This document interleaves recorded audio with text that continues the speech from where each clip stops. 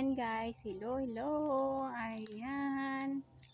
Welcome back to my channel guys. So for today's video guys, so ayun, ito yung kahoy na natumbas ni Bagyong Tino.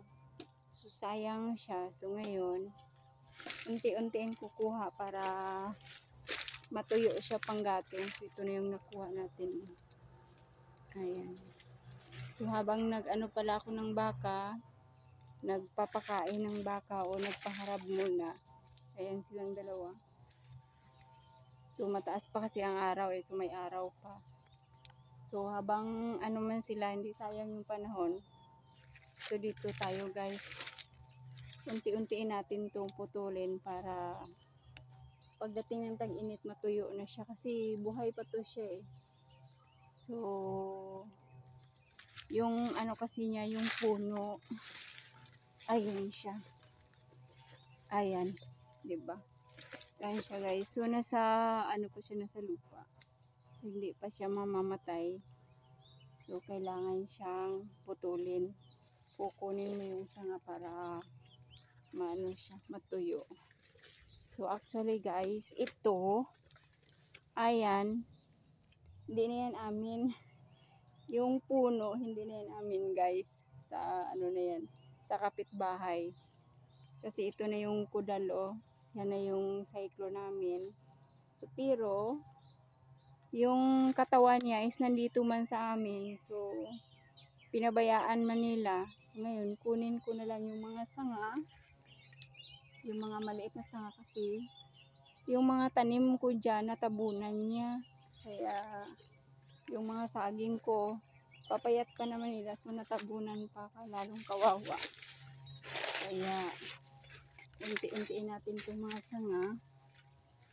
Marami-rami pa din to kaya unti-unti lang, hinay-hinay lang kumbaga. So, yun yung mga baka natin.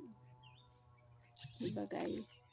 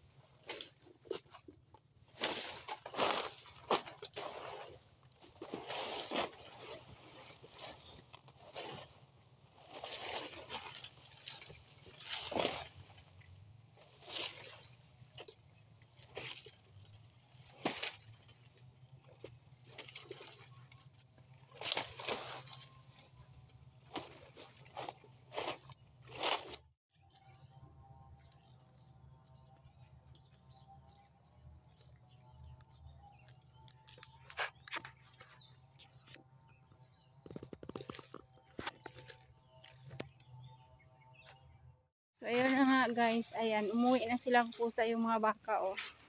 Kaya uwi na din tayo. Kasi nga, ganitong oras, uwi na yan sila eh. So, ayan. Pusa na yan sila uuwi. Hindi ka na mahirapan mag, ano dyan sa kanilang dalawa.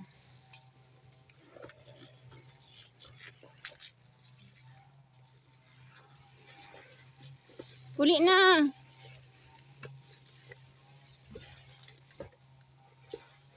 Magsunod na yan sila dalawa. Mabait naman sila eh.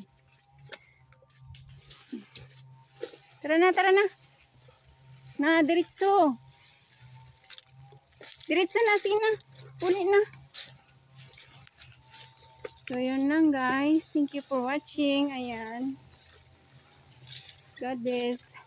Bye-bye. Don't forget to like and subscribe. Ayan, kinain pa niya yung saging. Paborito nilang kainin itong ito, pinutol ka na kasi ano to siya, pangit din siya na saging. Kaya tuwing dudaan dito, ayun, kinakain nila, ayan o. So, yun lang guys. Bye-bye. God bless. Ingat lagi.